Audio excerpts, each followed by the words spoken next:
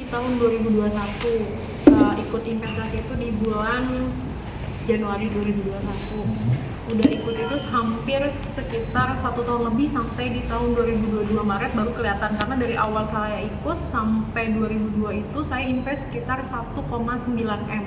1,9 M dari awal sampai akhir saya invest itu tidak pernah sama sekali menarik keuntungannya, WD-nya selalu ditahan-tahan. Jadi yang pertama, dari oknum ini, si wakil pialang ini, dia ngajak saya dan mengiming-imingkan untuk hasilnya lebih besar dari itu.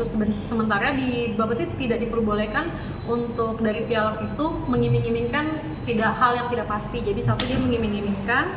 Yang kedua, saya setiap mau tarik WD, jadi setiap perjanjian itu setiap tanggal 26 saya bisa menarik untuk uang dana saya itu, tapi tidak bisa sama sekali, dipersulit untuk menarik WD itu.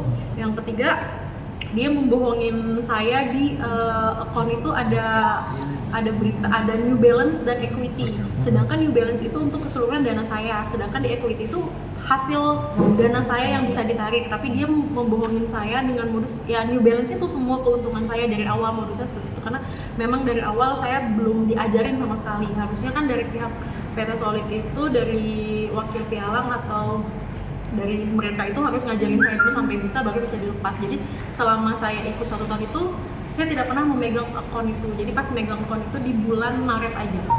Saya pindahin kasusnya dari Polda Papua Barat ke Barreskrim, karena tidak ada titik jelasnya di tengah-tengah tuh, masih kasus saya itu gantung. Karena dari Polda Papua Barat mereka melimpahkan ke Bapeti, karena tapi sudah jelas-jelas di sana dari wakil pialangnya pun, dari Agitanya pun bersalah.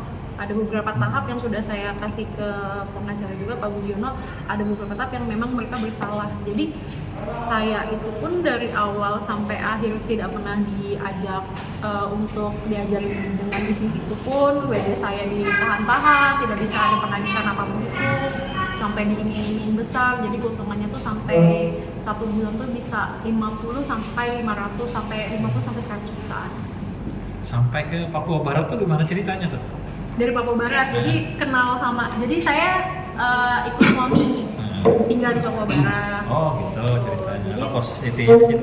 Si PT-nya ini dulu, si Agita Mulyadi ini dia kerjanya di Jakarta, dia di PT Solid Gold yang di Jakarta. Akhirnya dia diangkat jadi wakil pialang di Palembang. Akhirnya waktu itu saya ikutnya di Palembang itu. Tapi udah kayak keluarga, jadi adik ya, udah kayak keluarga besar. Waktu itu saya ke Jakarta, datang ke rumah, kan bisa kalau saya ke Banjarmasin, saya main ke sini, ya cerita-cerita tentang apa yang lagi dihadapi dengan Solid Gold berjangka ini. Ya cukup kaget sih gitu, karena ya kita kalau mau ke suatu kan mengharapkan ada imbalan, ya kan, ada keuntungan, ya kan, karena apa yang diserahkan uangnya juga kan dari keringat juga, yang diharapkan ada keuntungan dari sana. Jadi ternyata apa yang dimasukkan untung enggak, tapi ambles ya, nol gitu. Nah itu kan cukup kasihan lah. Saya sebagai kakak juga mau berharap supaya ada titik temu gitu loh. Sebenarnya proses sudah dijalanin dari nol ya, udah semua proses sudah dijalanin semua, sudah ada laporan semuanya, tapi sampai sekarang tidak ada titik temu gitu loh. Makanya mudah-mudahan sih dengan bantuan teman-teman ya kan bisa ada titik terang lah, supaya warga-warga ini juga dilindungi gitu, secara semua aspek ya. Karena sekarang kita ini mau naruh duit itu kan dengan harapan ada imbalan dan ada kesepakatan gitu. Kayak begitu uang sudah masuk, nah itulah masalahnya kan, nggak tahu kemana uangnya. Padahal kan Selvi berhak kan namanya uang investasi. Namanya investasi ya, dia berhak untuk mengambil keuntungan. Kembali. Betul. Minimal modal ya, kalau nggak bisa kasih keuntungan minimal modalnya kan.